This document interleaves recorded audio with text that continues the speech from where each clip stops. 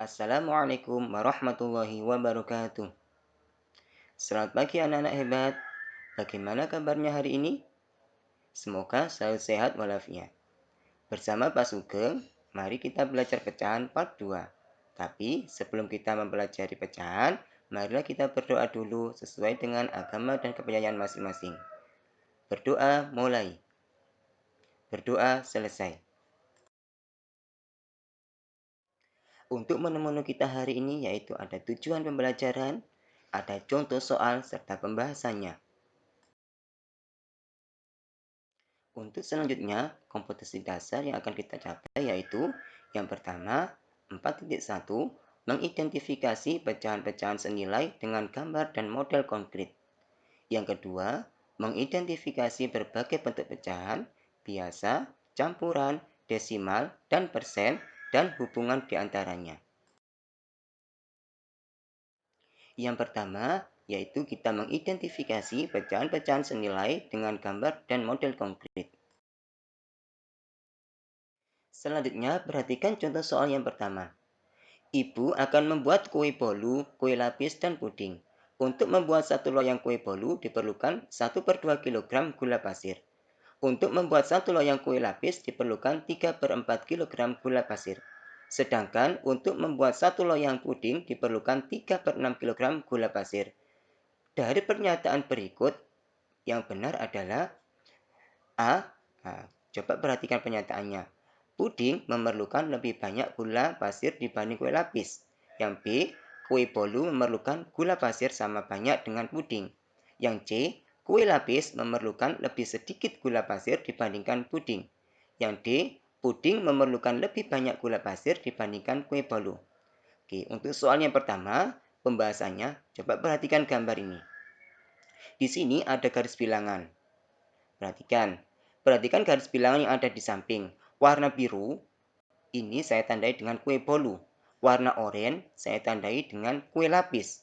Warna hijau itu adalah puding. Maka untuk poin yang A, puding memerlukan lebih banyak gula pasir dibanding kue lapis. Ingat, untuk puding tadi adalah yang warna hijau, sedangkan untuk kue lapis itu berwarna oranye. Apakah puding itu memerlukan lebih banyak gula pasir dibandingkan kue lapis? Kalau saya lihat di sini untuk hijau dan oranye lebih banyak yang oranye. Berarti pernyataannya adalah salah. Untuk poin B, kue bolu memerlukan gula pasir sama banyak dengan puding. Ingat, kue bolu warnanya biru, sedangkan puding warnanya hijau. Lihat dia satu garis. Maka memerlukan gula pasir sama banyak. Berarti pernyataannya adalah benar. Untuk yang C, kue lapis memerlukan lebih sedikit gula pasir dibandingkan puding. Ingat, untuk kue lapis itu tadi warna oranye, sedangkan puding itu warnanya hijau. Apakah kue lapis ini memerlukan lebih sedikit gula pasir? Ya, betul. Salah pernyataannya ya. Yang terakhir yaitu yang D, puding memerlukan lebih banyak gula pasir dibandingkan kue bolu. Ingat, puding tadi warnanya hijau, terus kue bolu warnanya biru. Apakah gula pasir yang diperlukan puding itu lebih banyak? Tidak, karena sama banyaknya. Berarti pernyataannya salah. Jadi pernyataannya benar adalah yang B. Selanjutnya contoh soal yang kedua. Dalam suatu permainan kartu, Pak Tono membagikan kartu pecahan kepada 5 orang anak. Susi mendapatkan kartu bertuliskan 5/6. Andi mendapatkan kartu bertuliskan 4/8. Rama mendapatkan kartu bertuliskan 1/4. Hamna mendapatkan kartu bertuliskan 2/3. Dan Randy mendapatkan kartu bertuliskan 2/5. Setelah mendapatkan kartu masing-masing, mereka diminta Pak Tono untuk berdiri berurutan dari mulai yang terkecil. Yang pertama, siapakah yang berdiri paling belakang?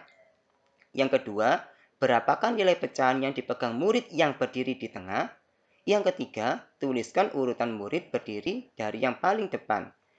Perhatikan gambar di samping ini. Saya bandingkan mana?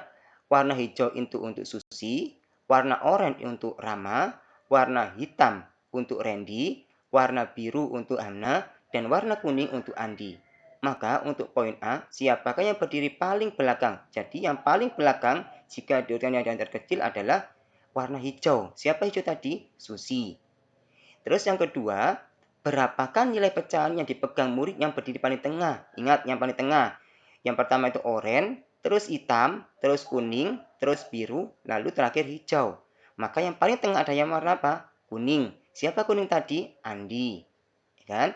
Terus yang ketiga, tuliskan urutan murid dari yang berdiri paling depan dimulai dari pecahan yang paling terkecil. Oranye. Siapa oranye tadi? Rama. Terus hitam. Siapa hitam? Randy.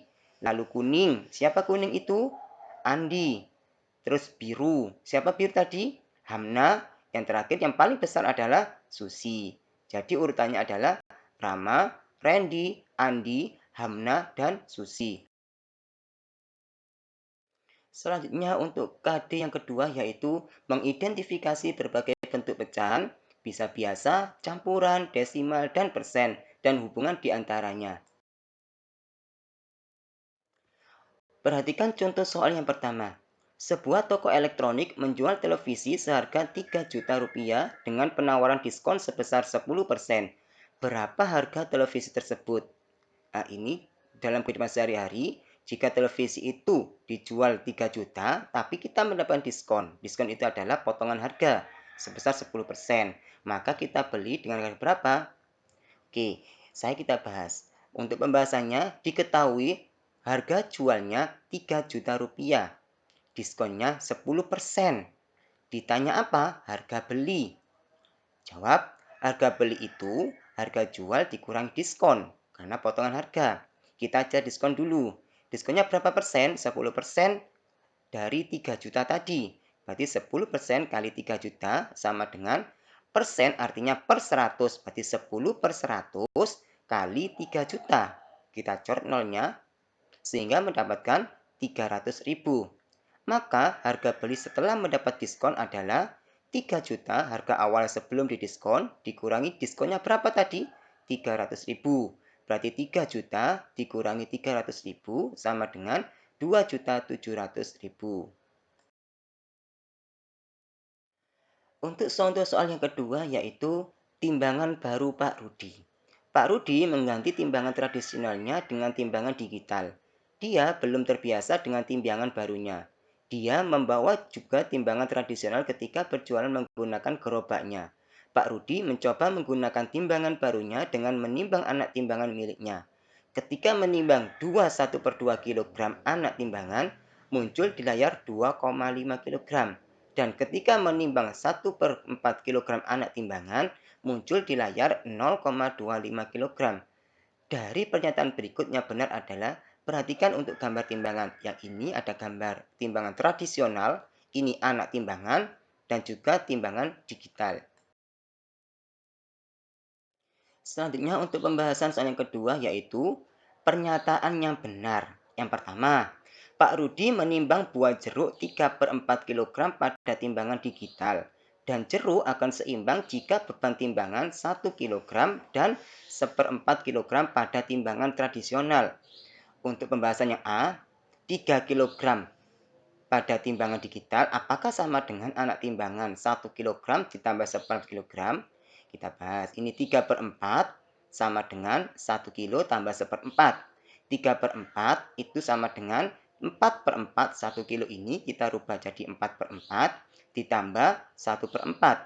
3/4 sama dengan 5/4 kg. Sama enggak ini? Berarti tidak sama. Maka pernyataannya adalah salah. Untuk pernyataan B, Pak Rudi menimbang beras menggunakan timbangan tradisional 3,5 kg dan menimbang lagi dengan timbangan digital, maka tampilannya 3,5 kg. Kita bahas.